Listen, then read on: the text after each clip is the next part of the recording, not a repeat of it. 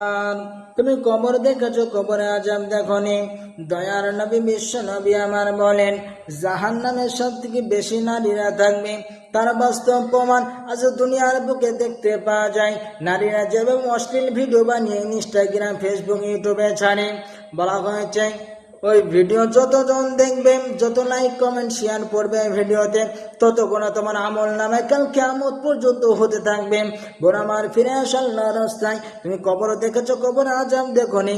বলা হয়েছে কবর কিচ্ছু চিনে না, কবর ধন দৌলত কিছু চিনে, কবর শুধু চিনে ইল্লাল্লাযিনা আমানু ওয়া আমিলুস সলিহাত। দুনিয়ার বুকে যদি তুমি নেক কাজ করে যেতে পারো, কবর তোমার জন্য সুখময় জায়গা হয়ে যাবে।